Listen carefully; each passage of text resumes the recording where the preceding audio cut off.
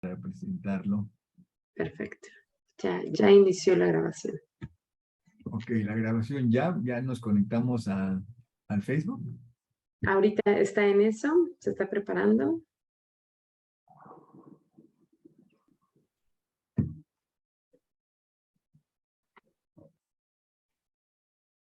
Se supone que ahora sí ya estamos.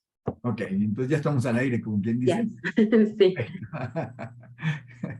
Pues buenos estamos al días aire. a todos los que ya estén conectados y les voy adelantando también a los que están en el proceso de conectarse para escuchar este seminario de neurociencias y adicciones.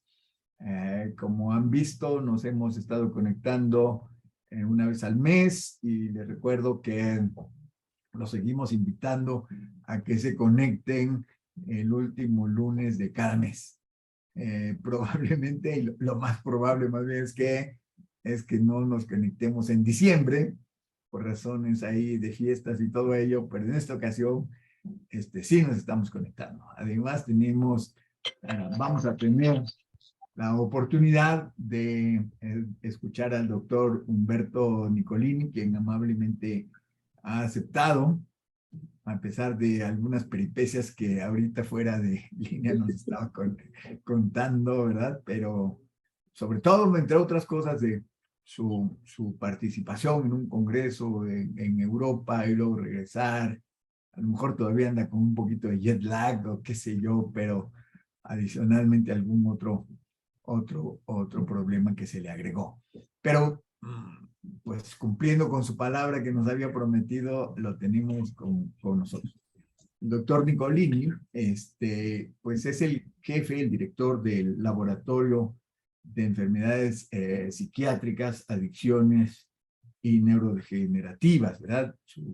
Esto es del Instituto Nacional de Medicina Genómica de México y su aproximación fundamental es tratar de entender los mecanismos o las vulnerabilidades genéticas y los mecanismos epigenéticos que se echan a andar en diversas circunstancias y que terminan generando algún trastorno que puede ser, y eso es una de las bellezas que él nos va a comentar, es la comorbilidad, ¿verdad? La comorbilidad, patologías duales, en el que estamos viendo pues que hay un trastorno psiquiátrico de diversas índoles, pero adicionalmente un consumo de sustancias.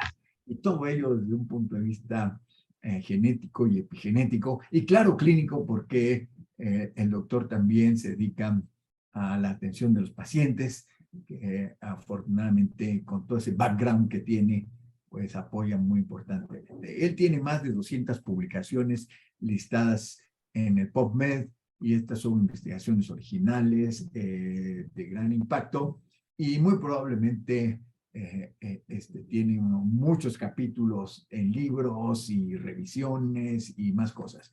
Pero para todo aquel que tenga mayor facilidad para buscar los estudios que él hace y publica, pues PubMed, Humberto Nicolini, y ahí lo encuentran muy fácilmente, como digo, con más de 200 publicaciones solamente en esa plataforma. También tengo que decir, y la verdad es de que eso es para mi propio beneficio, que he contado con la amistad del doctor Humberto Nicolini por muchos años. Lo conozco afortunadamente desde hace muchos años. Hemos compartido en algunas ocasiones en congresos y afortunadamente también fuera de foro, digamos, hemos platicado, hemos convivido con otros colegas médicos y pues digamos que no solamente disfruto de su conocimiento, no solamente disfruto de su buen humor, porque es muy curioso, pero él tiene un humor que parece que nos cuenta un chiste muy simple, pero con mucha gracia, entonces uno se siente tendencioso a reír, ¿verdad? De un comentario que haga de manera simpática. Así que la verdad, yo he disfrutado mucho de conocer al doctor Humberto Nicolini, y yo sé que la mayoría de ustedes no lo conocen más personalmente como un poquito yo, pero estoy seguro de que van a disfrutar de su plática. Humberto, muchísimas gracias por haber aceptado. Te agradezco mucho, a pesar de las peripecias que nos has compartido, que estés con nosotros. Y te pido, por favor, que tomes el micrófono y nos compartas lo que quieras compartirnos hoy. Oscar, no, pues un gusto estar con todos ustedes, con tu auditorio y bueno, pues un honor estar en esta serie de seminarios tan atinado, pues yo creo que el nombre de neurociencias y adicciones, que sin lugar a dudas enorme interés y desde luego, pues que para mí pues también ha sido pues uno de los puntos donde pues ha llamado mi atención en estos últimos años y pues que a veces haces las investigaciones porque tienes ciertos temas de interés, pero a veces también depende un poquito en dónde puedes hacer investigación, ¿no? Y creo que eso pues, también facilita. Aquí, bueno, sí, ponernos en contexto, ¿no? Ha sido muy curioso toda la parte, pues que ya saben, epidemiológica,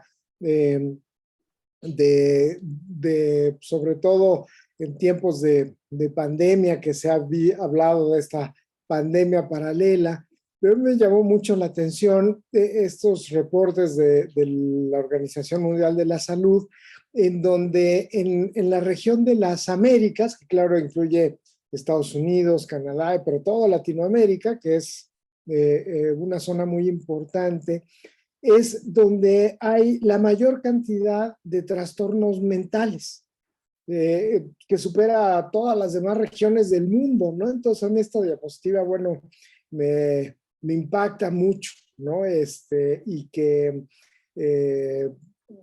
pues, de luego tenemos zonas muy pobladas y zonas de registros muy cuidadosos como Estados Unidos y Canadá, pero pues bueno, la contribución que tenemos de Latinoamérica es también muy considerable en este sentido, ¿no?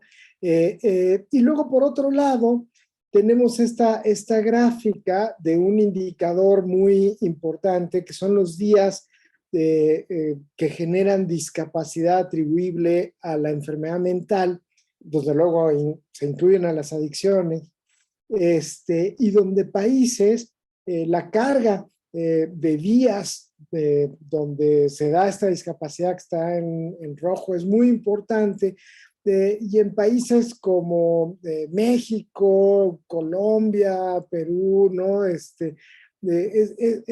más bien baja, ¿no? Y esto es, digo, pues no estamos, pues, comentarlo mucho. Cualquiera de ustedes que vaya al IMSS y trate de tramitar, o al ISSSTE, cualquier institución del sector salud, y trate de tramitar una incapacidad por depresión, o bien porque pues, necesita hacerse un tratamiento porque está en un tratamiento de adicciones, pues probablemente, aparte de que no se lo van a dar, pues va a poner en riesgo su estabilidad laboral, ¿no? Digo, creo que esta parte del estigma cuenta en muchísimos sitios, ¿no? Pero o por ansiedad, ¿no? Al revés, recibimos muchas veces el mensaje de no, pues usted lo que está ansioso, regresa a trabajar, no le voy a dar ninguna incapacidad, ¿no? Entonces, pues creo que ahí también refleja este contraste tan marcado que hay en la visión de pues todas las patologías de la salud mental con pues la consideración de lo que generan en discapacidad, porque muchas de las cifras se toman en función de verdaderamente los días de que no se elabora en relación a esto, más aparte de las encuestas de que la gente se siente alejada de sus funciones sociales, familiares, etcétera, ¿no? Pero sí creo que el no reconocimiento, ¿no? Incluso la penalización que hay en la parte de privada, ¿no? Si uno tiene un seguro privado y pone alguna enfermedad mental, no solo no se la pagan, sino que luego esto puede ser motivo de que le impacte en no pagarle otras patologías, ¿no? Lo mismo con adicciones, ¿no? Entonces, hay una penalización del sistema también privado en materia de salud mental y de adicciones. Luego, por otro lado, el gasto público en salud, y que de este gasto se supone que cuando menos el 2% se debería ir a la parte de salud mental y adicciones, pues vemos que es en relación al PIB, digamos, ¿no? En la zona de las Américas, pues el país que más invierte es Cuba con Estados Unidos, en proporción, claro, a sus PIBs, ¿no? Al Producto Interno Bruto, y pues más hacia la parte pues de los que menos invierte, digamos, en el tercio inferior, pues está México, ¿no? Con Surinam, con Trinidad y Tobago, con República Dominicana, Argentina, Guatemala, ¿no? Que son los que están en Haití, que están en la cola, ¿no? Entonces, pues si de eso le restamos pues, lo que queda para salud mental y adicciones, pues realmente son cantidades muy, muy pobres, muy pequeñas las que hay para pelear en este rubro. Y luego ya en cantidades reales, ¿no? También esta gráfica me impacta muchísimo porque siempre nos comparamos pues, con nuestros vecinos del norte. El significado que esto tiene, ¿no? El Producto Interno Bruto de la ciudad de Nueva York es más alto que el de todos los países de América Latina. O sea, la economía de Nueva York es más alta que la de Brasil, que la de México, o sea, de una ciudad, ¿no? De Venezuela, Argentina. Las Vegas tiene una economía más alta que Cuba, Puerto Rico, Ecuador, Guatemala. Entonces, verdaderamente, bueno, pues sí, la cantidad de dinero, ¿no? Que se maneja en nuestro vecino país y cuando a veces nos exigen pues tener investigación en estas mismas cantidades, pues verdaderamente estamos a unas distancias pavorosas, ¿no? En relación a ingresos, capacidades, pues simplemente al ver estas cifras, ¿no? Que una ciudad, claro, es una gran ciudad, Nueva York, pero pues, que tiene por mucho una economía más grande que todos los países de América Latina, pues sí es de reflexionar. También de qué en esta gráfica muy global de las causas de muerte en general, aquí globalizadas con ciertos índices que sacaron en esta estadística que anduvo circulando por ahí, de qué mueren los latinoamericanos. Y la causa número uno en muchos países latinoamericanos es la violencia. Y desde luego la violencia está asociada enormemente a todo el fenómeno de las adicciones, el narcotráfico. Y lo ven como causa muy, muy importante. Y bueno, en países como Uruguay, el suicidio, ¿no? También está muy, muy presente, ¿no? Pero bueno, en México también pues es otra de las situaciones donde la violencia pues es de los puntos muy relevantes. Y claro, esto tiene importancia, contrasta un poquito con lo que digamos en los reportes del INEGI, ¿no? Donde también las agresiones, directamente las enfermedades hepáticas vinculadas al alcohol, los accidentes de tráfico, donde una enorme cantidad de ellos están debidos al alcohol. Entonces, si sumamos estas, pues ya vemos que, y claro, la isquemia al corazón del tabaco, pues es un factor muy importante, pues empezamos a ver que también las adicciones cumplen un papel muy, muy importante en la mortalidad, ¿no? Que claro, no se ven tan claras en estas gráficas del INEGI. Otro aspecto que redundando un poquito en esto, ¿no? Y que hablando ya de un poquito de fenotipos, de cómo podemos ver el problema de las adicciones y por qué nos interesa tanto de la parte de salud mental, pues es la enorme comorbilidad con la personalidad antisocial, ¿no? La personalidad antisocial sin adicciones realmente es un porcentaje muy bajito, es el 15%, en diversos estudios entre el 15 y el 20%, pero realmente la gran mayoría, y aquí no sabemos si es un fenómeno de qué está atrás o si es por el hecho del consumo, que es más frecuente el diagnóstico de la personalidad antisocial, o la personalidad antisocial, digamos, empuja mucho más al consumo, pero de que, digamos, si es correlacional o causal, pero de que hay una enorme comorbilidad es muy claro en diferentes muestras que se han hecho, ¿no? Incluso entrando ya un poquito en la parte genética, uno de las personas que han estudiado muestras de gemelos, sobre todo en los países nórdicos, y en algunas muestras en los Estados Unidos, el doctor Ken Kendler, él ha hecho en esta muestra en Suiza, donde prácticamente tienen el registro de toda la población gemelar del país, y donde pues, nos da un modelo muy interesante de que los gemelos monocigóticos pues comparten el 100% de su genoma, los disigóticos el 50%, y entonces se pueden hacer una serie de correlaciones dependiendo si son también concordantes para el fenotipo, ya sea adicciones, personalidad antisocial, consumo de alcohol, cannabis,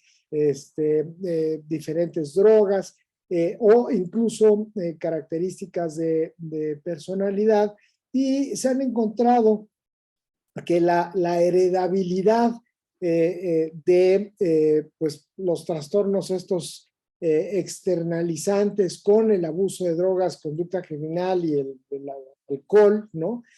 Pues son muy, muy importantes, y sobre todo hay una parte de un puente genético epidemiológico, digamos, ¿no? Porque son correlaciones a nivel de epidemiología genética, pero basadas en este modelo, digamos, tan interesante que nos dan los gemelos, ¿no? También aquí un poco algo que ha sido tendencia, ¿no? En los comentarios que se han venido haciendo en el sector salud, y que esto ha sido una tendencia en muchos países en América Latina, de la reducción del número de camas psiquiátricas. Y esto ha venido por indicación de la Organización Mundial de la Salud, pero creo que ha sido un poco ingenua o torpe, pues dar, por un lado, como una indicación de disminuir el número de camas psiquiátricas y tratarlas de incorporar al sector salud, pero esta transformación requiere una inversión bárbara a nivel de recursos que no se tiene, ¿no? Evidentemente en los países, que se requiere de dotar de áreas especializadas a los servicios de salud para incorporar verdaderamente la atención psiquiátrica y de adicciones en el segundo y tercer nivel, que tiene que ser una transformación, digamos, poco a poco, necesita ser paulatina, no puede ser de un plumazo e inmediata, y que ha venido pasando cuando se han examinado la experiencia aquí en esta revista Psychological Medicine, cuando se examinaron los países de la región donde se han ido cerrando camas psiquiátricas, en Argentina, Bolivia, Chile, Costa Rica, Colombia, Panamá, Uruguay, Venezuela, El Salvador, Guatemala, México, etcétera, ¿no? Desde el 91 hasta el 2016, pues que el sistema de justicia criminal, las cárceles, están recibiendo casi todos estos pacientes, ¿no? Ha habido un incremento precisamente pues porque no se puede hacer la transición de manera adecuada. Entonces creo que es un error el cierre de las facilidades, hay que reforzar las dos, hay que crear esta nueva facilidad de tener muchas más camas de atención psiquiátrica, pero las camas psiquiátricas que ya están no se deben de cerrar porque entonces se va a alimentar más todo el sistema carcelario, como ha venido pasando estos años, y la carga a la sociedad, a las familias, pues va a ser gigantesca y esto va a traer, pues está trayendo enormes consecuencias sociales. Un poquito ya entrando al campo de la genómica, ¿por qué me interesó tanto este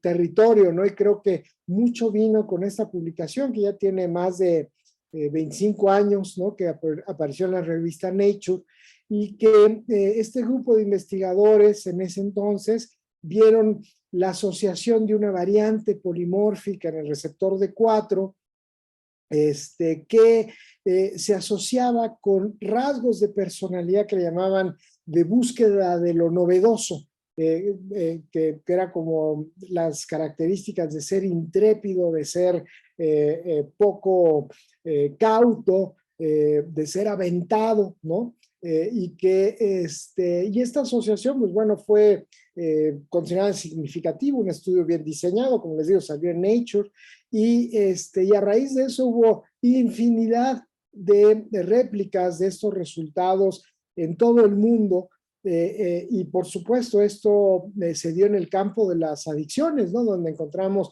esta misma asociación que les decía de personalidad antisocial, conductas externalizantes, abuso de sobre todo cocaína, alcohol, ¿no? Y el receptor D4, toda la vía dopaminérgica, pero en particular esta variante, el receptor D2 y D4, empezaron a aparecer una enorme cantidad de pequeños estudios que al día de hoy ya se les considera que no tienen el poder estadístico suficiente, que digamos se pueden mejorar en su diseño, pero que plagaron la literatura de la genómica y digamos la salud mental, ¿no?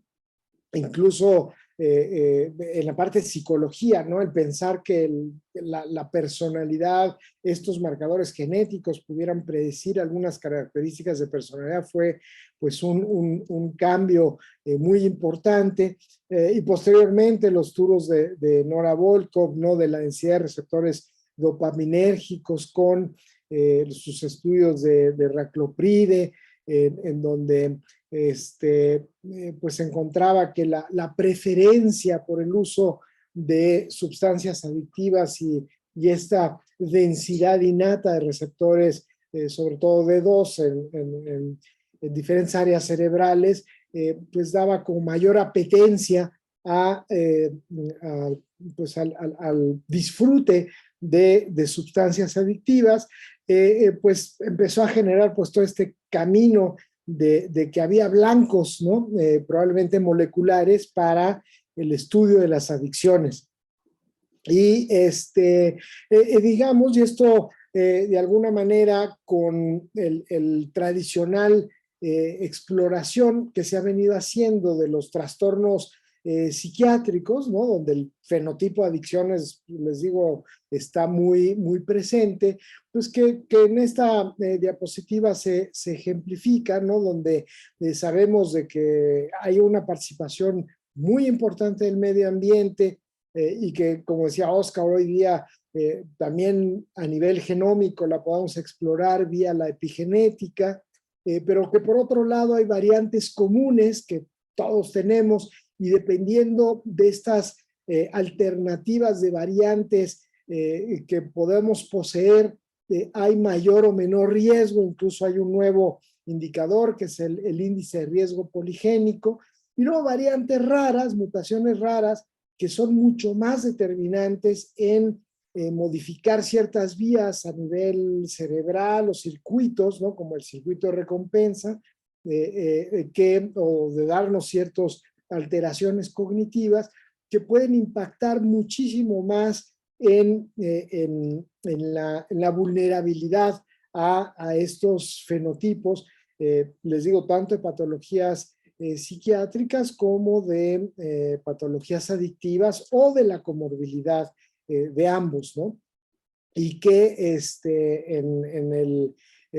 pues este mismo modelo pues se ha seguido en el poder entender la neurobiología genética, digamos, de la parte adictiva. Aunado a este efecto de las interacciones tempranas adversas en la infancia, de esto que se le ha, pues, los famosos traumas, pero que ahora se les ha llamado también efectos adversos o vivencias traumáticas tempranas, que pues diversos estudios se ha visto que modifican a nivel epigenético y que dado este índice de riesgo poligénico pueden dar una mayor vulnerabilidad también tanto a psicopatología como a las adicciones, ¿no? Se ha replanteado también la heredabilidad, así como se hablaba del que se había sacado los coeficientes de heredabilidad basados en qué tan cercana es el parentesco, ¿no? Gemelos monocigóticos, disigóticos, familias de primer grado, segundo, tercero, que podíamos pensar, bueno, comparten tantos genes en una persona entre otra. Hoy día, pues que tenemos ya muchas gentes con genotipos, se ha recalculado estos coeficientes de heredabilidad, la heredabilidad molecular, y entonces se han hecho estos grandes consorcios a nivel internacional. Se hizo que le llamaron el consorcio Brainstorm, en donde se juntaron muestras que habían genotipadas en diferentes países del mundo. Participamos más de 500 laboratorios en 265,000 pacientes, 700,000 controles, más de 1 millón de personas que no tenían un padecimiento, pero que se les había hecho encuestas de diferentes tipos, ¿no? Pero la idea es que tuvieran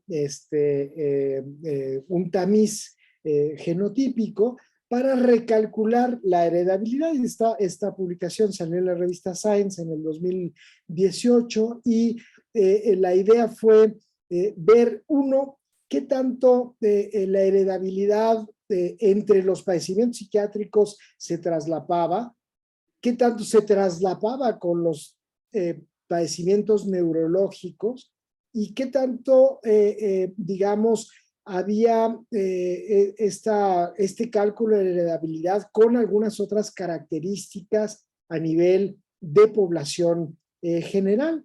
Y justo, bueno, pues una de los resultados fue que entre los trastornos psiquiátricos y neurológicos no hay mucho traslape. Hay realmente heredabilidades independientes, es decir, el grupo de genes que dan riesgo para la epilepsia, la isquemia, la esclerosis múltiple, el Parkinson, son diferentes de los que están dando el riesgo para el trastorno bipolar, la anorexia, el trastorno depresivo, el trastorno obsesivo, ¿no? Y que por otro lado, los cálculos para, por ejemplo, algunas de las variables como la estatura, los años de educación, la inteligencia, la ejecución a nivel cognitiva, algunas características de personalidad como el neuroticismo, la extroversión. Es curioso, el hecho de nunca fumar tuvo una heredabilidad más alta que el riesgo a fumar y el número de cigarrillos por día, ¿no? O sea, parece que esta rigidez en yo jamás he fumado nada, el ser un nunca adicto tiene una heredabilidad elevada, ¿no? Comparado con algunas variantes de riesgo a tabaquismo, que si bien hay una heredabilidad importante a nivel molecular.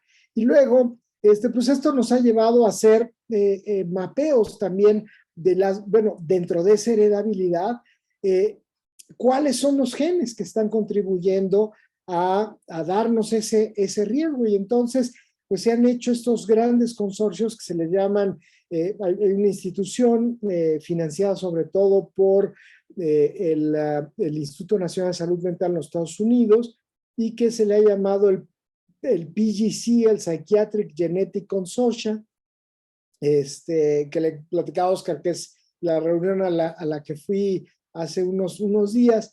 Y esta institución junta muestras en todo el mundo, ¿no?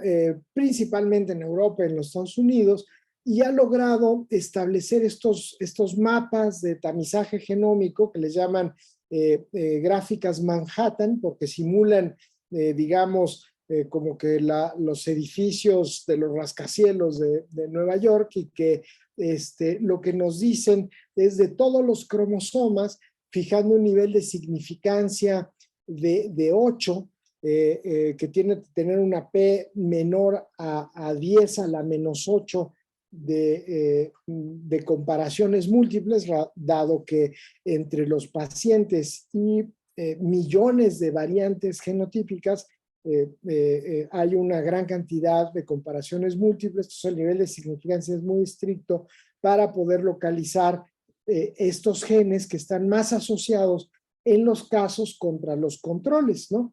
Y se han encontrado pues una gran cantidad de genes que son de vulnerabilidad para el déficit de atención, la esquizofrenia, el trastorno depresivo mayor, pero también para características digamos, como el logro educativo, ¿no? En donde, pues, a todo el mundo que entra a estos estudios le preguntan, bueno, ¿cuál es el mayor grado de estudios que tienen? Y entonces, pues, dice, preparatoria, 12 años, o tengo posgrado, pues son 20 años de estudio, ¿no? Entonces, y esto se ha manejado como un proxy de capacidad cognitiva. Y entonces esto del logro educativo pues ha logrado muestras bestiales de más de 1 millón de sujetos, ¿no?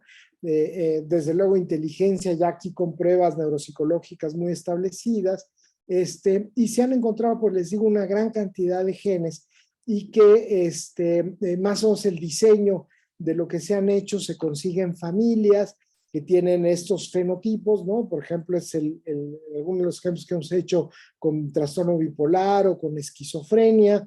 Se les hace entrevistas estructuradas.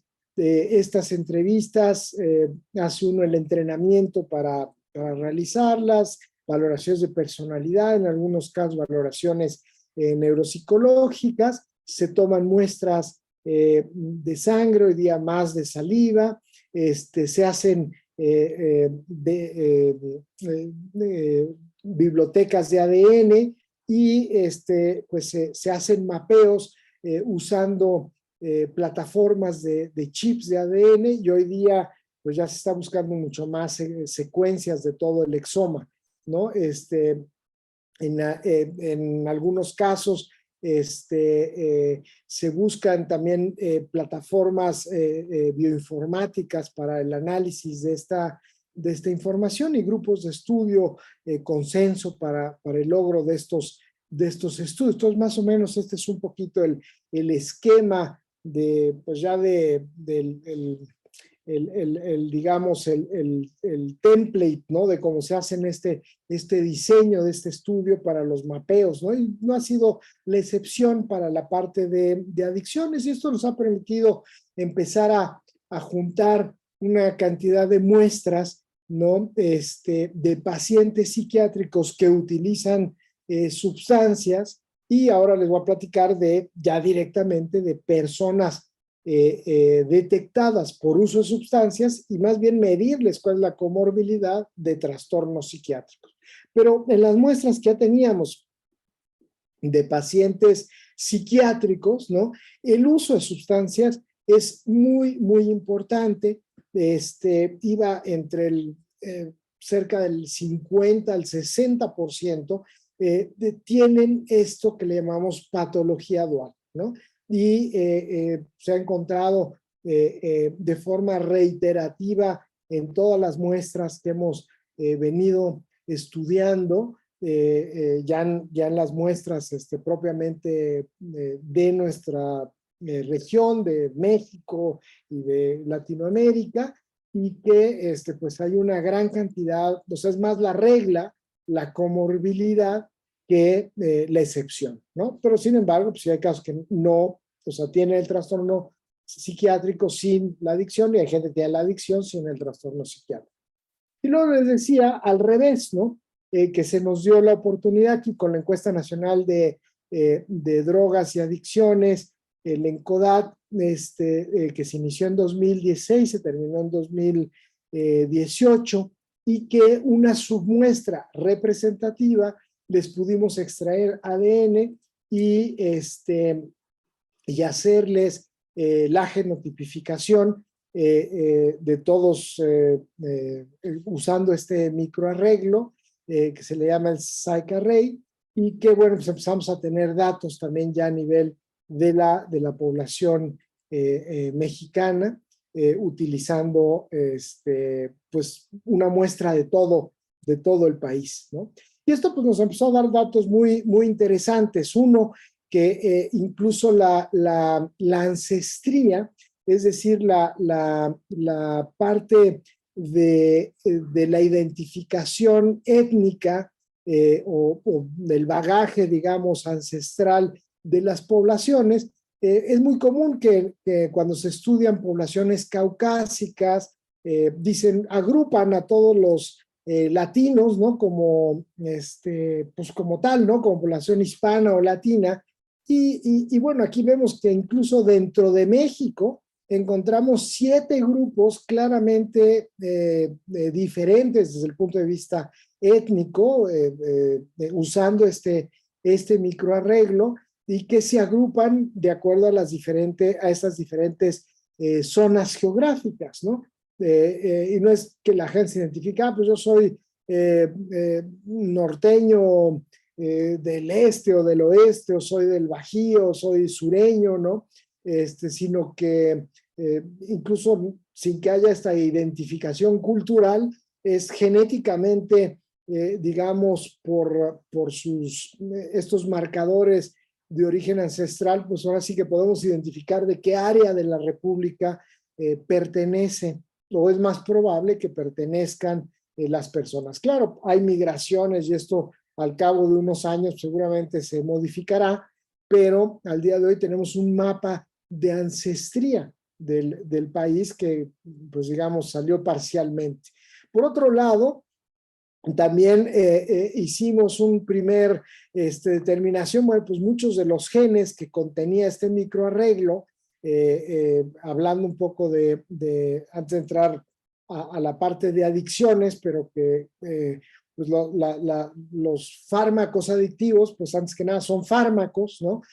Pues hay muchos, hablando de farmacogenética, desde luego, pues hay muchas variantes farmacogenéticas que son de relevancia para nuestra población. Entonces, el poder tener como un primer documento de frecuencia, aunque ya se han hecho muchos estudios de farmacogenética en México, pues pensamos, bueno, que esta tenía la virtud de ser una muestra representativa de la población a nivel de, pues, dar un poquito cómo salieron la distribución de la farmacogenética para tanto a nivel de farmacocinética o farmacodinámica, de toda la vía del citocrom P450, o de genes relevantes en medicamentos para el cáncer, para el dolor, para diuréticos, etcétera, y que pueden tener variantes, digamos, no tan frecuentes, y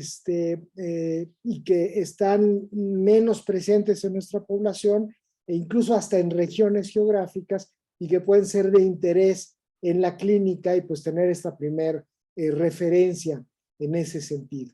Y luego, ya entrando a la parte de adicciones, bueno, pues hicimos un primer tamiz de cuáles eran las señales que encontramos para tabaco, alcohol, drogas, y si se llegaba a alcanzar nivel de significancia. Y realmente donde estuvimos más cercanos fue, que se publicó hace algunos años, fue cuando considerábamos aquellos usuarios que además tenían patología dual, ¿no?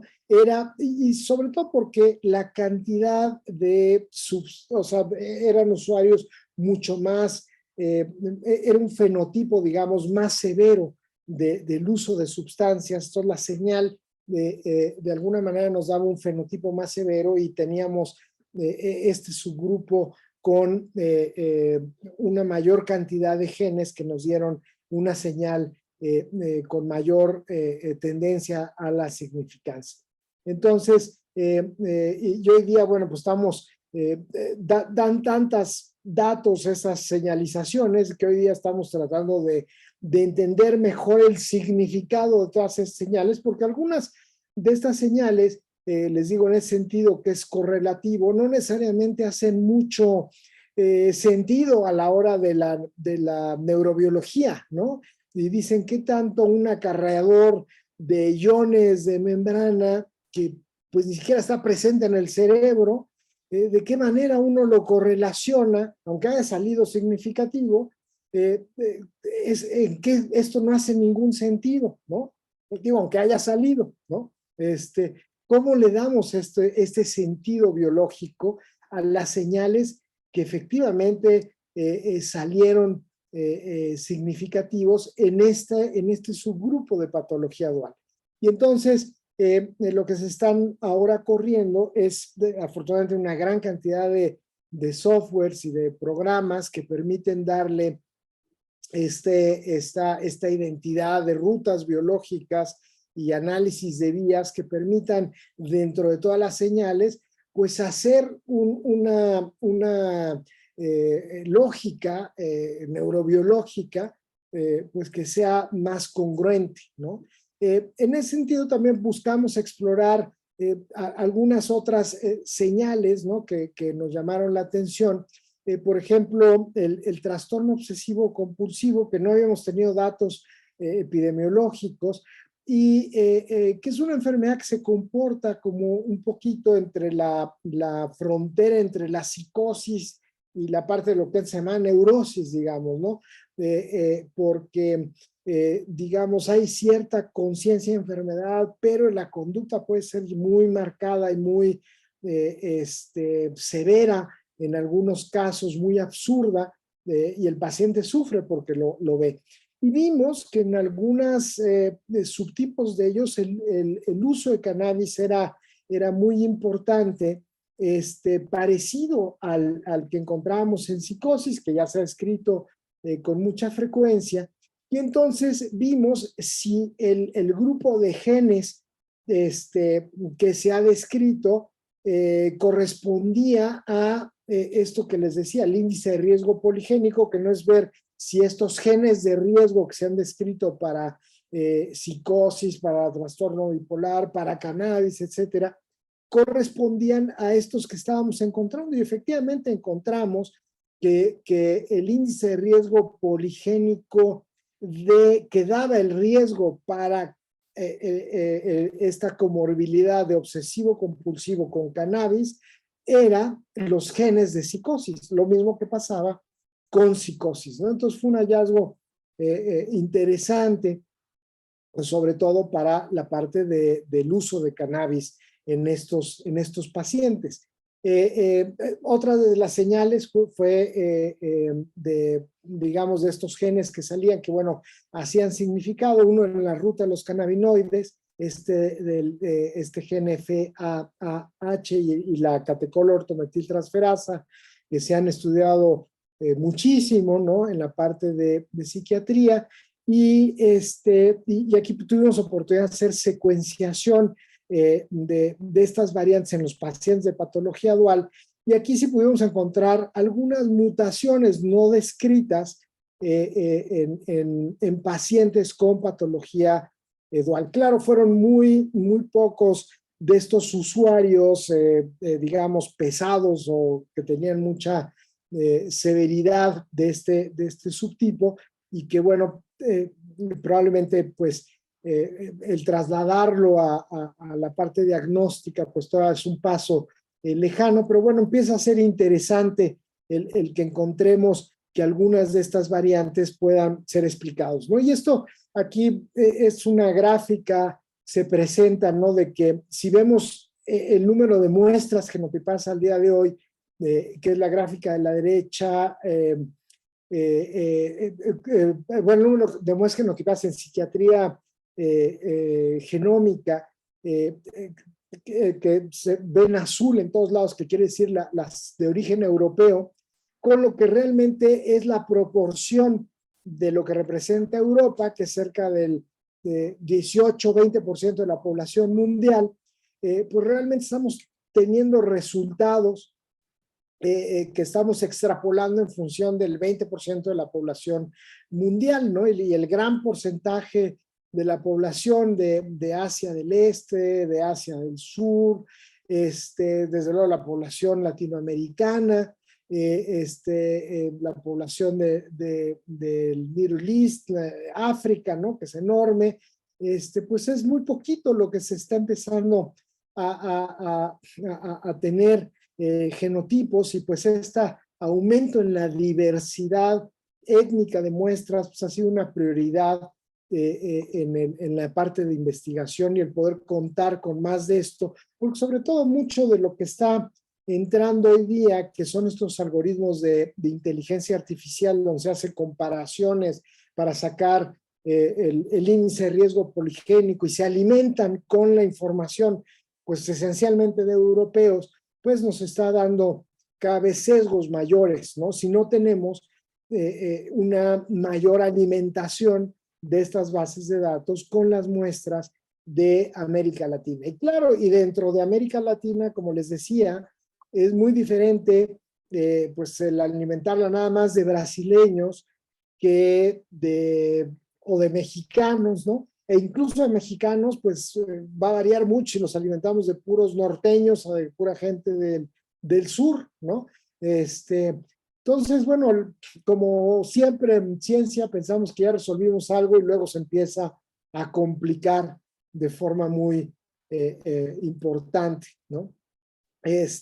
Pero bueno, el valor, digamos, que se piensa que va a tener más cercanía con la clínica es esto que le llamamos el índice de riesgo poligénico. Este índice de riesgo poligénico es cuántos de estos genes que ya se han identificado puede ser una persona portadora en relación al resto del genoma, y que pues se han hecho, les digo, en función de comparar casos y controles, y que cuando compara uno caso y control, los índices de riesgo poligénico, bueno, salen muy, muy interesantes y se encuentran señales muy, muy vistosas, y entonces quedan estas bases de datos que son en las cuales uno se alimenta, y luego de ahí se quiere extrapolar ya lo individual utilizando algoritmos de inteligencia artificial, pero que el sesgo principal es que las bases de datos, tanto de controles como de casos, pues esencialmente no tienen una representatividad de las poblaciones que uno quiere estudiar, ¿no? Entonces, y ya pues hay gente que está tomando decisiones, ¿no? Por ejemplo, en la selección de embriones, ¿no? Alguien dice, pues quiero ver si el índice de riesgo poligénico de este embrión para alcoholismo es elevado, ¿no? Y se toma en cuenta usando estos algoritmos y comparando cuántos genes de vulnerabilidad de alcoholismo tiene ese embrión, usando estas bases de datos, y dice, no, pues tiene un 30%, y en función de eso a lo mejor ya no se usa ese embrión para fertilización in vitro, y pues ya viene toda una serie de cuestionamientos éticos en relación al uso de estas tecnologías, ¿no?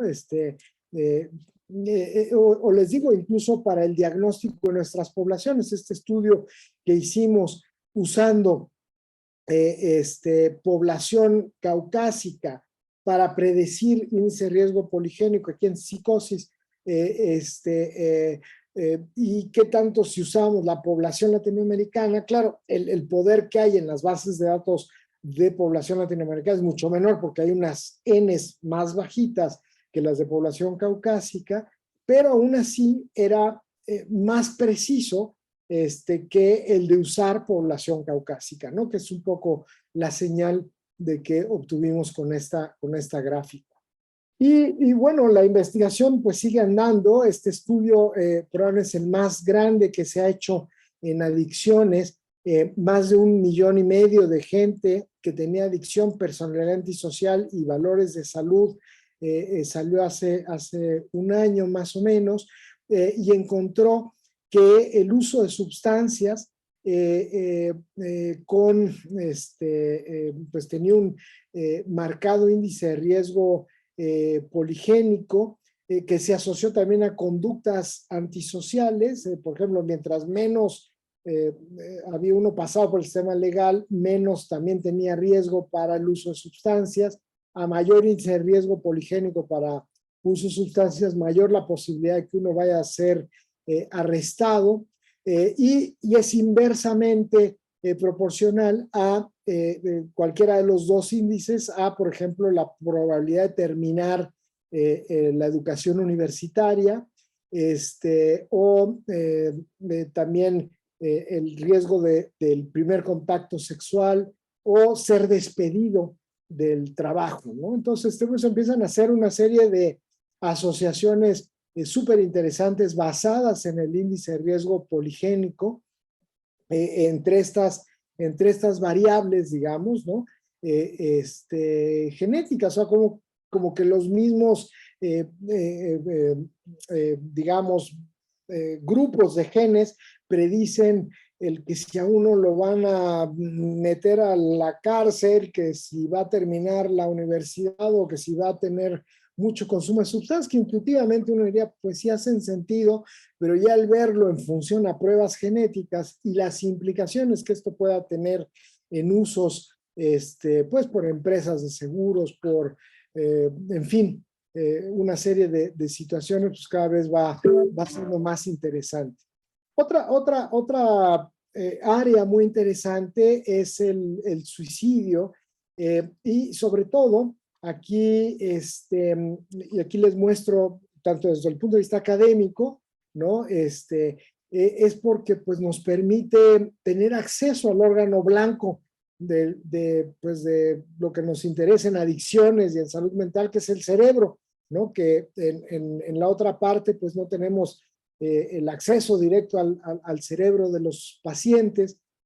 Nos acercamos al Instituto de Ciencias Forenses, primero para hacer un estudio del número de muertes. Esto ha subido mucho con la pandemia, pero más o menos hay 450 muertes al año en la Ciudad de México, la gran mayoría hombres, muchos tienen trastornos psiquiátricos, la mitad por estudio de ELISA directamente en el cerebro tenían sustancias psicoactivas, ¿no? Entonces la mitad de los pacientes que se suicidan en la Ciudad de México son pacientes de patología dual, digamos, de pacientes con adicciones, ¿no? Entonces, pues por eso es que lo meto en esta plática de adicciones, porque al final de cuentas, cuando hablamos de suicidio, la mitad tienen adicciones, ¿no? Y justo estudiamos aquí los patrones de transcripción de genes directamente en el área 9 de Brodmann en el suicidio, en los pacientes que habían muerto por suicidio y que tenían comorbilidad con uso de sustancias.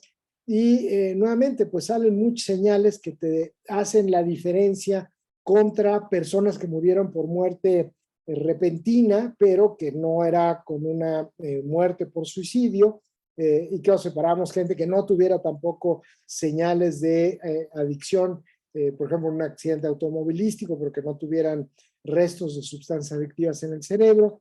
Y hubo varias vías, ¿no? Como de sobretranscritas y hipo, que había hiporreguladas, digamos, ¿no?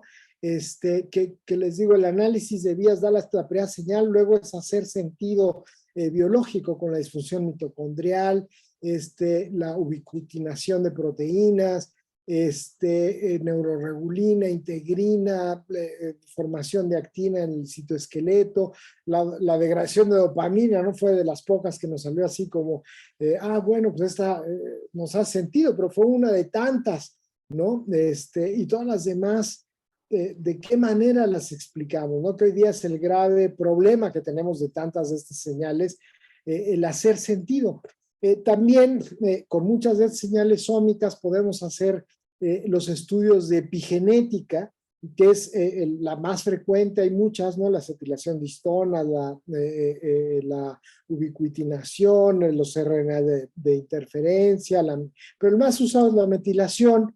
Y claro, en estudios anteriores que habíamos hecho de metilación, por ejemplo, hicimos en gemelos con la edad epigenética, que es muy interesante, vimos que los gemelos discordantes para enfermedad psiquiátrica, donde un gemelo tenía la enfermedad psiquiátrica, el otro no, y eran idénticos, ¿no? Compartían el 100% de su genoma, pero en el epigenoma, digamos, no se manifestaba. El gemelo con la enfermedad psiquiátrica estaba más envejecido, tenía más aceleración de su edad epigenética que el que no tenía el trastorno psiquiátrico. Y muchos de ellos tenían patología mórbida, ¿no? Entonces, ha habido muchos estudios en cuanto a tabaco y metilación. Tabaco con esquizofrenia en metilación, donde hay separación muy clara entre los casos y los controles, en donde pues, es una de las señales, yo creo que más importantes a nivel periférico y central. Y a nivel de suicidio, vimos justo los factores que estaban metilados anormalmente en los cerebros. Muchos de ellos fueron factores metilados anormalmente y que tenían una expresión muy temprana en el desarrollo, ¿no? Ya sea en periodo prenatal o en la infancia. Fue donde más encontramos diferencias en la metilación. Sin embargo, cuando luego hicimos un cruce entre la genotipificación y la metilación, o sea, el índice de riesgo poligénico en los pacientes y las señales de metilación, de qué manera se cruzaban. Y el índice de riesgo en los pacientes que tenían mayores sitios diferencialmente metilados y que habían tenido suicidio consumado, eran los que tenían genes de riesgo para trastorno bipolar, para esquizofrenia y para uso de cannabis. Y alcohol fue en el cuarto caso, ¿no?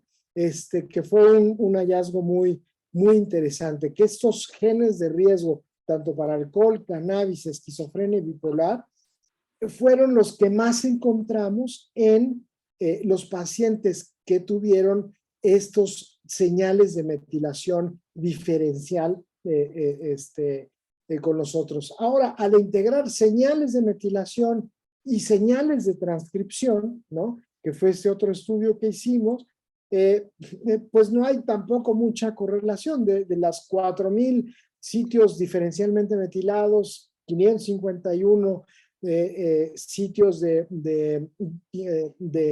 ya sea de RNA más transcrito, menos transcrito, solo 70 coincidían en que eran las mismas rutas y los mismos genes, ¿no? Y estos 70, también las rutas han sido muy variables, algunas que tienen que ver con el envejecimiento celular. Entonces, ahí nos llamó la atención sobre qué otros análisis bioinformáticos podíamos realizar. Uno, sobre todo, llevándolo a la parte de la clínica, ¿no? Una de las que nos llamó la atención, porque habían salido varias que encontrábamos, era en la parte de clozapina, de la acción de la clozapina, y es que vimos que los pacientes estaban tratados con clozapina, los blancos terapéuticos con clozapina, puede ser un blanco terapéutico para reducir esta hipometilación y en las vías de longevidad, ¿no? Y en este otro estudio, que ya lo vimos directamente en cuáles pudieran ser los tratamientos farmacológicos para el suicidio con abuso de sustancias, encontramos toda esta lista de que coincidían, digamos, las rutas del análisis de vía y que estos fármacos de alguna forma interactuaban con esas rutas, ¿no? Aquí lo interesante es de que algunos de estos fármacos efectivamente ya se usan en la clínica como para el tratamiento tanto de sustancias como de la conducta suicida, ¿no? Como es la olanzapina, la lamotrigina, la ketamina, ¿no? Los inhibidores de la monoaminoxidasa, pero hay muchos otros que no, el topiramato, ¿no? Hay muchos otros que no, y que pues verdaderamente creo que esto abre, ¿no? Les digo, es un estudio completamente bioinformático, pero abre señales en la vía, por ejemplo, colinérgica, GABAérgica, adrenérgica, de glutamato, ¿no? De explorar nuevos medicamentos, nuevos medicamentos para este tratamiento, para esta indicación, que a nivel de clínico, pues hoy día no, que yo sepa, no hay estudios en la literatura para el tratamiento de estas condiciones. Entonces creo que pues también ha sido el cómo podríamos trasladar a la clínica algunos de estos hallazgos que les digo a veces son muy difíciles de interpretar, pero que pensamos que puede ser un camino. Y finalmente, pues nada más platicarles una de las vías que estamos ahorita persiguiendo, que es este artículo del doctor Kellogg, ¿no? Donde hablaba por autointoxicación por toxemia intestinal, en donde él mismo pensó que el suplemento por hojuelas de maíz podía ser un buen tratamiento para la toxemia. Y bueno, pues ya la historia de sus cornflakes pues, es famosa, y que bueno, pues ha puesto de manifiesto pues toda esta parte del interés tan grande que hay a nivel de la microbiota, ¿no? Y cómo los estudios de microbiota regulan en el cerebro, y que ha sido poco explorada los estudios de microbiota en la parte adictiva, ¿no? Y que desde luego pues es un campo de interés donde ahorita estamos colectando muestras en diferentes centros para pues tratar de unirlo con los estudios que estamos haciendo. Y desde luego pues una parte a futuro es el uso de estos famosos wearables, ¿no? Que les llaman estos poder el tener detectores de la actividad vía el celular, vía detectores de niveles de glucosa, cortisol, variantes de sueño, que el paciente cargue 24/7, ¿no? Y que nos den realmente mucha mayor inteligencia y datos en lo que pasa, ¿no? Incluso a nivel de lo que el paciente transcribe, dice, señales de palabras que utiliza en sus conversaciones, etcétera. Digo, invadir un poco con el conocimiento del paciente, su privacidad, pero que nos pueda dar mucha más información de la que estamos recopilando en una sesión o en las sesiones de investigación, que pues sabemos que es limitada, ¿no? Entonces, yo creo que digamos, potencialización de los fenotipos, ¿no? Sin lugar a dudas, el reconocimiento facial, en fin, gran cantidad de tecnologías que sin lugar a dudas pues van a ser la fenomenología que se deja venir, y el cómo integrar todo esto, ¿no? Cómo integrar la fenómica, la microbioma, la secuenciación, metilación, las generaciones, el exoma, etcétera, pues pasa un poquito y que a veces nos dan visiones que están ahí las dos presentes, pero no es la misma imagen, ¿no? Entonces me recordó mucho a esta imagen de la clásica, la Gestalt, ¿no? Donde tenemos el jarrón de Rubín, donde tenemos un jarrón y unos rostros, ¿no? Y no es que no estén las dos presentes, pero a la vez sí están las dos presentes o sea, estamos viendo dos imágenes y no el todo es la suma de sus partes, ¿no? Necesariamente. O a veces sí, ¿no? Entonces, se nos ocurrió un poco este neologismo, ¿no? De la Gestaltomics, ¿no? Que es el cómo integrar, que creo que es el nuevo reto, cómo integrar de una forma lógica toda esta nueva información, toda esta biología de sistemas en las enfermedades neuropsiquiátricas y que realmente nos haga sentir, no nos quedemos un poco mareados con esta información y que realmente tengamos propuestas sensatas y propuestas correctas, ¿no? Y bueno, con esto terminaría la presentación y bueno, pues son todas las instituciones con las que hemos colaborado y pues muchas gracias por su atención y pues a preguntas y comentarios con mucho gusto. Muchísimas gracias, Humberto. Sensacional presentación y además, pues tratando de sintetizar toda la información que tú has colectado y ponerla en el contexto de lo que hay en la literatura, pues universal. Pues me encantó. Ciertamente, no dejo de notar que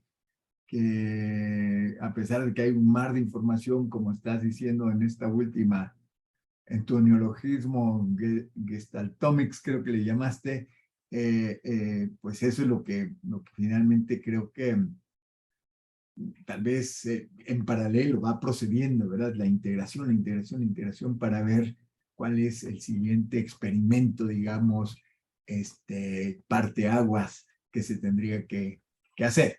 Pero muchísimas gracias, estuvo sensacional y aprovechando que tomé la palabra y antes de que veamos si hay otras preguntas, pues sí, vienen curiosidades más específicas, más puntuales, o por lo menos a mí me crecen algunas curiosidades.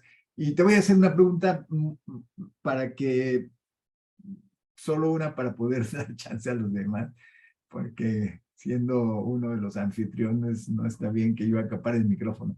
Pero mira, hemos sabido, ¿verdad? Que de hecho tengo información de primera mano con algunos estudios que hicimos cuando estaba yo en la clínica Scripps en Estados Unidos, en La Joya, California, y lo que veíamos era que esto que ya es muy conocido, quiero decir, pero insisto, porque lo vi de primera mano, lo menciono así, que grupos, etnias, por ejemplo, las etnias preinglesas de Estados Unidos, como apaches, pies negros, todos estos grupos, que nos permitimos aproximarnos a ellos y ver su respuesta al alcohol.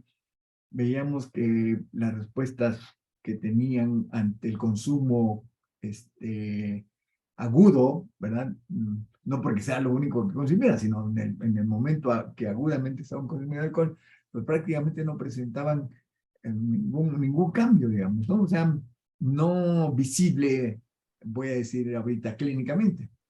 Sin embargo, cuando comparábamos con los grupos de origen asiático, también postdocs que llegaban por allí, ¿verdad? Pero que eran nacidos y crecidos, pues en Japón, algunos en China y eso, su respuesta a una mínima cantidad de alcohol era violentísima, ¿no? Así como que rápidamente podíamos ver quién era quién con solo su respuesta al alcohol. Y con esto, pues, doy el contexto para preguntarte, ya que has hecho estos estudios y has generado información sobre por lo menos 7 grupos en nuestro país, ¿verdad? De cargas genómicas variantes, digamos, ¿no? ¿Hay alguno que parezca más sensible a alguna sustancia, como el ejemplo que acabo de poner del alcohol o algo? ¿Hasta dónde has llegado por ahí? Sí, no, importantísimo esto que mencionas. De hecho, pues lo primero que hicimos fue buscar la aldehído deshidratonasa, ¿no? Que pues es parte de lo que ha dado señal en muchos sitios y buscamos así como este subgrupo en las diferentes etnias a ver si había diferencia y yo pienso que es un poquito también términos de poder, ¿no? Que no encontramos diferencias estadísticamente significativas y que también los datos que tenemos son de autorreporte, ¿no? Que si bien Pues sí hay personas que reportan mucho mayor consumo y personas que reportan menor. Vemos que hubo los reportes de más severidad se dieron en poblaciones más rurales que están como más habituados a las entrevistas, no lo sintieron tan invasivo, digamos, ¿no? Y poblaciones rurales teníamos un subreporte importante, o bueno, pensamos que hay un subreporte porque veíamos mucho más, una tasa más alta de controles, ¿no? Y menos afectados a lo que hubiéramos esperado, ¿no? Entonces sí creemos que también ahí hay un problema de el cómo captamos a la información. Entonces por eso creo que también me llama mucho la atención el movernos a estos endofenotipos o a estos fenotipos más tecnológicos, ¿no? Que puedan pues ya sabes, medir los niveles de etanol, o como el alcoholímetro, o sea, cosas como muchísimo más eh, objetivas, ¿no? Que tener la parte de autorreporte, pues que siempre en salud mental batallamos enormemente con la confiabilidad en ese lado, que si bien, bueno, aún así tenemos buenas señales y demás, es interesante. También incluso hasta era curioso en el estudio de suicidio, cuando le preguntábamos a los familiares si la persona pues había ingerido algo, la gran mayoría de los familiares, ¿no? Claro que la persona puede dar datos, pues decía, no, nunca había tenido problemas y no tenía acceso a nada, ¿no?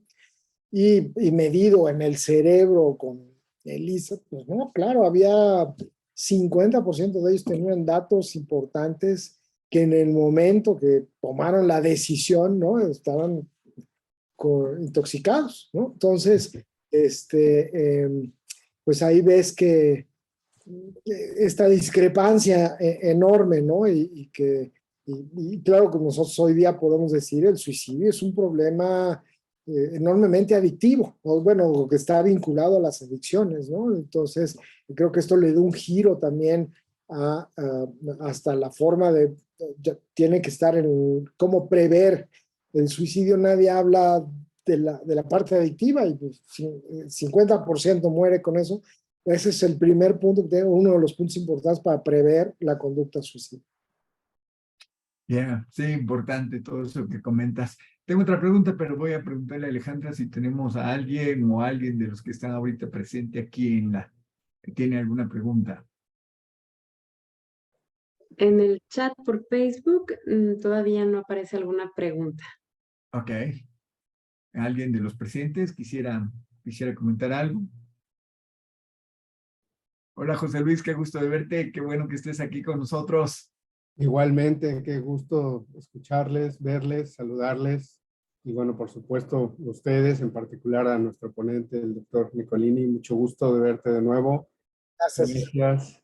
Y bueno, pues yo encantado, primero que nada, agradecer la oportunidad de que nos hacen estas invitaciones todo el tiempo, constantemente, gracias a que Oscar tiene estas excelentes ideas de ir generando y compartiendo el conocimiento y bueno, su equipo de trabajo que fantásticamente coordina todo esto. Y bueno, muchísimas gracias de nuevo por también la presentación de hoy, que aporta una gran cantidad de información. Ya estuve ahí anotando varias cosas para seguir avanzando en aprender. Siempre uno aprende mucho de estos aspectos. Y yo me quedo con dos reflexiones que creo que siempre nos preguntan también en la parte clínica a nosotros. Ahora que escuchaba hablar tanto de la ancestría, acá en Estados Unidos, y hay mucha gente que cuando migra le interesa mucho los servicios comerciales, ¿no? Que manda uno por correo postal, la saliva o un poquito de un reactivo, con la promesa de que va a llegar casi la historia y la biografía detrás de toda la familia, ¿no? A vuelta de correo y después de un pago. Y en ese sentido, mucha gente percibe que la información genética es como sentenciadora, ¿no? Como si fuera algo con lo cual ya no se puede ni modificar ni lidiar, como que está escrito en las estrellas y así es.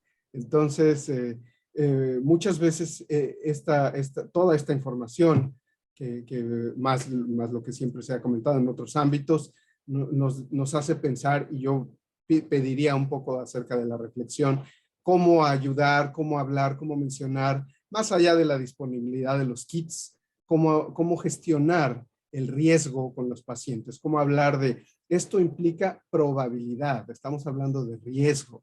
El hecho de que yo tenga un gen sobre diabetes o sobre cualquier otra cosa no me condena, algunas personas lo perciben así y otras personas también lo ven de una manera más pesimista. Entonces esa parte creo que es fundamental, porque aunque hoy en día no tengamos todo lo que quisiéramos de la tecnología, lo que sí tenemos son métodos con los cuales nos comunicamos de manera más pues cercana, precisa, eficiente con las personas en cuanto a sus riesgos de este y de todos los otros aspectos.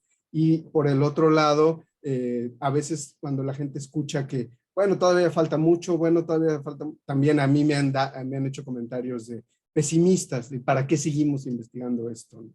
Entonces veo que algo que falta también mucha información es decirle a la gente, así empezamos con otras muchas cosas, ¿no? Que ahora nos dan pistas e incluso de agentes terapéuticos muy precisos, porque no es que necesariamente vamos a terminar en un escenario Gattaca, sino que lo que queremos es ver cómo esto nos ayuda a entender mejor incluso la terapéutica en el futuro, ¿no? Eso creo que la gente a veces le falta un poco entender esa parte. Un poco de tus reflexiones, doctor Nicolini, al respecto, y muchísimas gracias por la invitación. No, muchas gracias, José Luis. No, pues estupendos puntos. Y mira, creo que traes al tema algo que ha sido un paradigma, yo creo que en la medicina en general, y que justo estas empresas, creo que una que es la más importante, más importante por el número de gente que nos hemos hecho la prueba, ¿no? Pues me incluyo yo, que es 23andMe, al día de hoy tienen cerca de 15 millones de personas genotipadas y ha ayudado mucho también en la parte de colaboración con instituciones académicas. O sea, al inicio las instituciones académicas la veían para abajo y ahora las instituciones grandes, universidades Harvard, Yale, le piden colaboración por la cantidad de personas que tienen, ¿no? Pero de inicio, y ellos lo que hicieron fue saltarse al sector médico y se fueron directamente al consumidor. Y esto no le gustó a nadie, iniciando a la FDA, ¿no?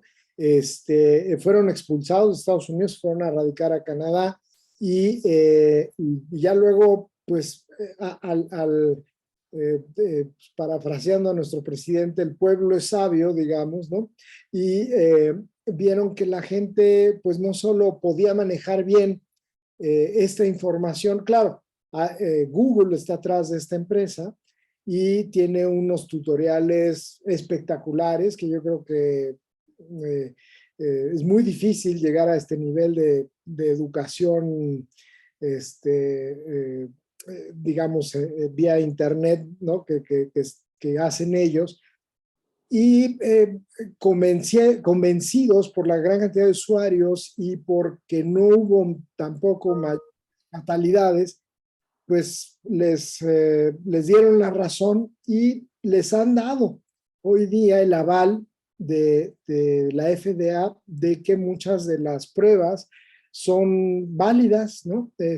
No como prueba diagnóstica, pero como si un indicativo de factor de riesgo, ¿no? Que esta línea todavía es confusa, ¿no?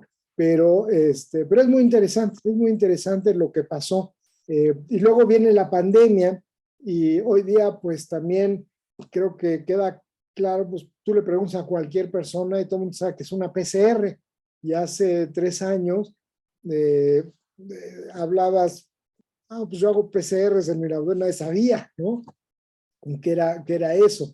Y hoy día pues es ya del conocimiento general pues toda esta parte de tecnología, claro, por el uso masivo que llegó a tener, ¿no? Entonces creo que pues aquí varias de las lecciones es que el uso masivo y pareciera ser que si tiene utilidad tal vez inflada en algún sentido, va a cobrar su justo medio, va a cobrar su veracidad y su precisión, ¿no? Creo que el mismo término de medicina de precisión ha sido muy impreciso, ¿no? Entonces, hoy día verdaderamente tenemos que precisar de qué se trata la medicina de precisión y ver los ejemplos correctos de esto y dónde efectivamente sí tenemos éxito y dónde funciona y ser cautos y tener pues todos los elementos en la mano para seguir adelante, ¿no? ¿Puedo tomar la palabra? Y adelante. Doctor Nicolini, muchas gracias. Excelente presentación, unos datos muy, muy interesantes. Y bueno, ahorita al menos quisiera hacerle una pregunta. De los resultados de suicidio, usted nos mencionó que la metilación cambiaba, sobre todo que era mayor en etapas tempranas asociadas a suicidio. ¿De alguna manera se han visto qué factores ambientales, como el cuidado de los niños, pueda tener un impacto en esta metilación? ¿O qué factores podría ser negligencia en el cuidado? No sé si tienen algún tipo de información asociada a esta metilación. Bueno, los genes diferencialmente metilados, varios de estos genes se expresan tempranamente, ¿no? Pero sí, uno de los puntos interesantes es si justo son de expresión temprana y están diferencialmente metilados, entonces podríamos pensar que desde etapas tempranas algo ocurre, ¿no? Que empieza a haber estos factores pues que empiezan a interactuar con nuestro genoma y que eventualmente nos ponen mayor riesgo, además de que uno ya tiene ciertos genes de vulnerabilidad, digamos, ¿no? Y bueno, se han encontrado muchos, ¿no? En la parte de salud mental. Desde luego a los que se les ha dado mucho peso, porque pues eran algo que no conocíamos, ha sido esto que se le ha llamado abuso o se le ha llamado estrés tóxico, digamos, ¿no? Ya veo muchos modelos animales, pero en seres humanos la parte de la separación materna, la parte de negligencia, la parte de directamente la violencia física, malnutrición, estados continuos de infecciones, ¿no? Ahora con COVID ha habido una gran cantidad de estudios de pacientes pre-COVID y post-COVID y hay cambios en la metilación por infecciones severas repetidas. Hay diferentes fármacos y mediante radiaciones donde uno puede inducir la metilación. Hay cambios alimentarios, ¿no? Sobre todo de privación alimentaria. La educación, ¿no? Este fue un estudio muy interesante. Participamos el que hicimos nosotros, pero hay muchísimos al respecto, con el Instituto de Geriatría, en esta corte que hizo el doctor Craviot hace mucho, que le llamaron el failure to thrive, ¿no? Que gente que estaba muy depletada de ambientes de buena alimentación, digamos, estimulantes desde el punto de vista ambiental, pues iban a tener un menor desempeño en la vida, digamos, ¿no? Iban a estar más chaparritos, más malnutridos y cognitivamente no tan hábiles, ¿no? Cuando les medimos metilación, porque han seguido esta corte por 40 años, se reflejaba en su metilación, ¿no? Entonces, pues un poquito la conclusión es que los años de educación de alguna manera es un factor protector para no estar en estos problemas, ¿no? Entonces, sí hay muchos estudios, pero necesitamos, yo creo que hacer estudios cuidadosos de pues ya de medicamentos, ¿no? El valproato de magnesio, uno de los muy estudiados, la clozapina, ha resultado ser muy interesante, y ahora en modelos de organoides, empieza a darnos como también, estos son carísimos, pero pues puede ser como muy interesante el empezar a probar medicamentos para pues ver si activamos o reactivamos ya la parte de estos procesos anormales de transcripción, metilación, ¿no? Y qué efectos se dan. Muchas gracias. Y otra pregunta, es que como que vienen muchas preguntas.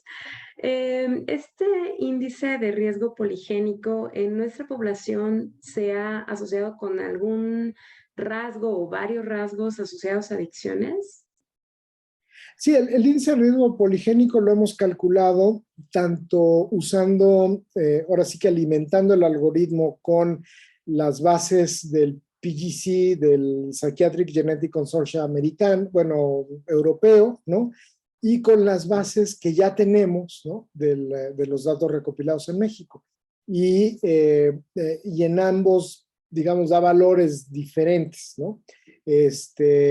Funciona mejor evidentemente con nuestras bases por la cercanía genética, pero el poder estadístico que tienen estas bases de 1 millón de personas, bueno, es gigantesco, ¿no? Entonces lo que tenemos que hacer es crecer nuestras bases. Lo ideal sería en las siguientes encuestas nacionales de salud, de adicciones, volver a genotipar a mucha gente y armar estas bases grandes, pues para tener mayor información.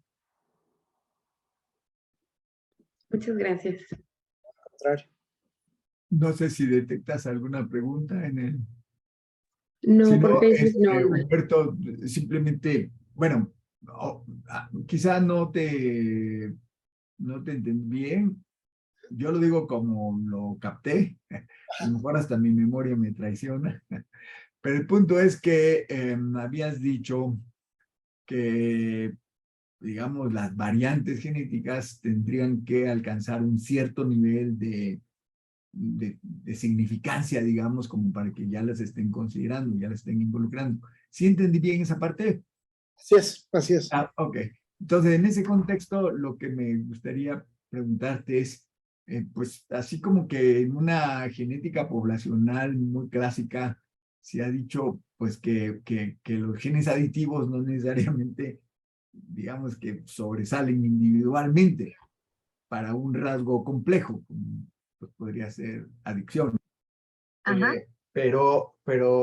Entonces yo digo, como ese criterio o esa posibilidad de que sea más bien la adición de muchos genes o de una X cantidad de genes, sean los que finalmente afecten el rasgo o ha cambiado eso. Perdón, es de profunda ignorancia lo que te pregunto. No, fíjate que había habido esta situación, ¿no? De que como que no llegaban al nivel, ¿no? O sea, era indicativo. Pero con estos consorcios que se hicieron, de que pues realmente ya el número de sujetos ya no fue problema, digamos, ¿no? Este estudio que te digo salió en el 2019 con más de 1 millón de personas, pues la N ya no fue problema, ¿no? Y ya varios de los genes que estaban digamos, como en esta medianía de significancia, varios ya pasaron, ¿no? Curiosamente, por ejemplo, el aldehído de deshidrogenasa fue uno de los que alcanzó el nivel de significancia estadística.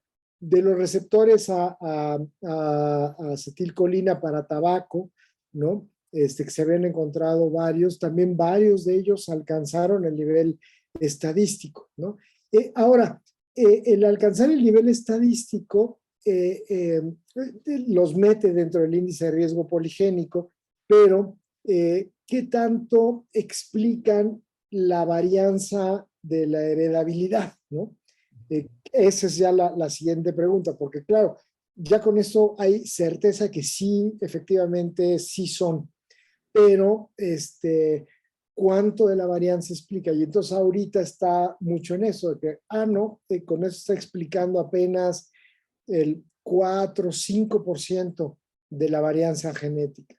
Entonces le llaman que hay una heredabilidad perdida, o sea, todavía un 95 de cantidad de genes. Entonces, la nueva generación de estudios se ha diseñado una nueva técnica de los institutos de salud que le llaman de secuenciación de bajo costo, ¿no? Que es un poco estas genotipificaciones, pero a la vez hacen secuencia del exoma.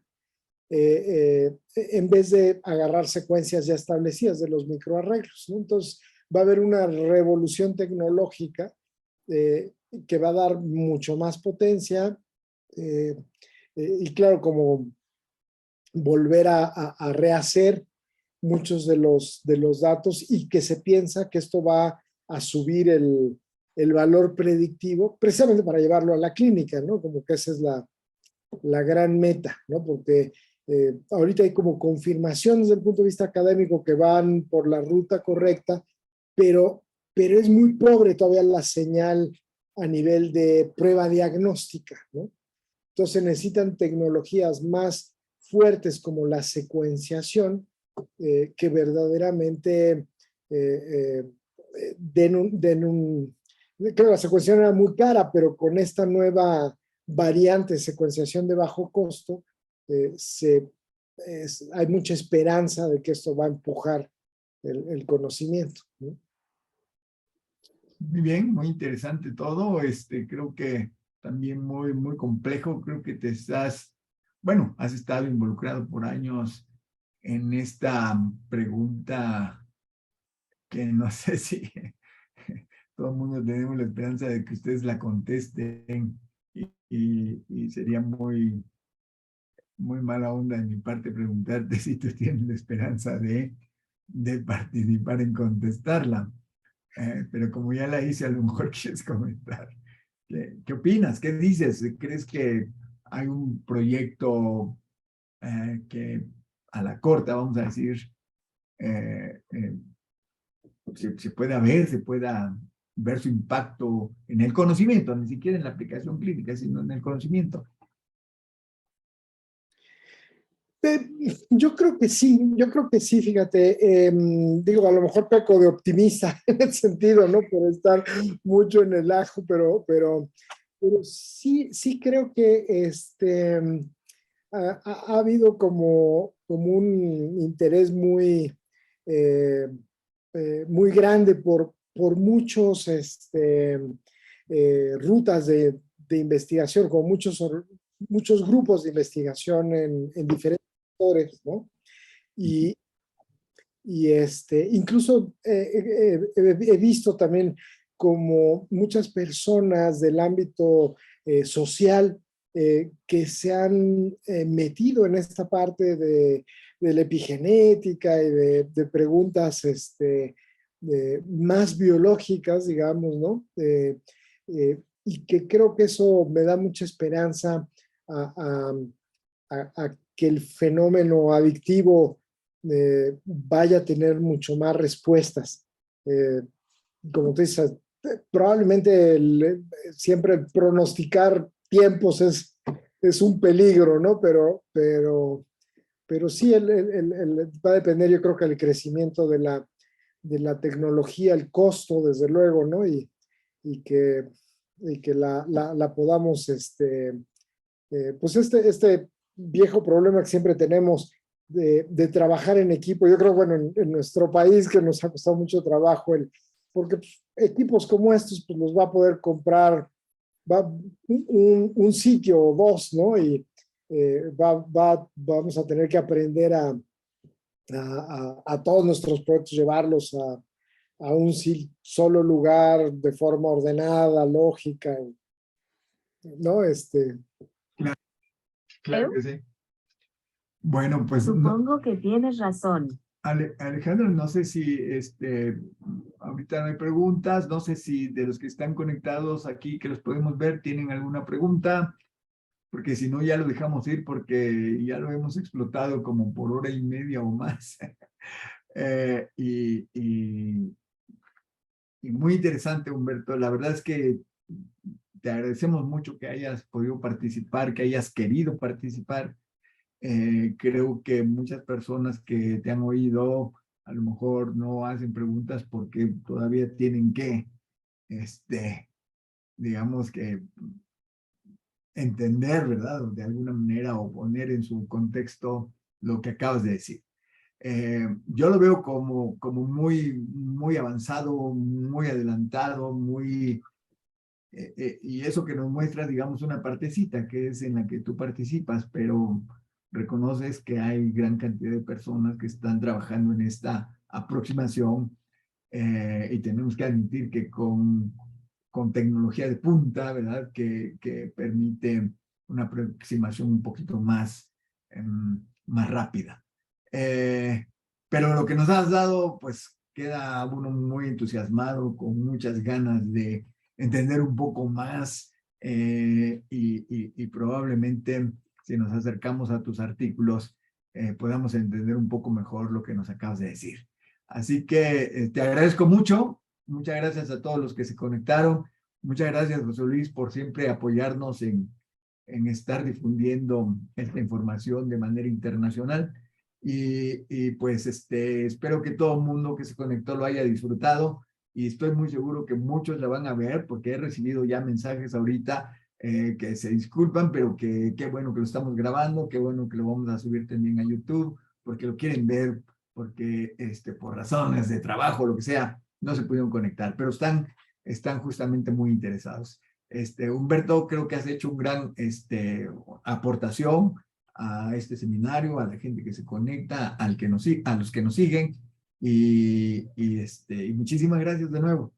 Al contrario, muchas gracias, Oscar, Alejandra, todos ustedes. Gracias, que estén bien. Un gusto de saludarlos a todos. Muchas gracias. Saludos, abrazos. Gracias. Bye.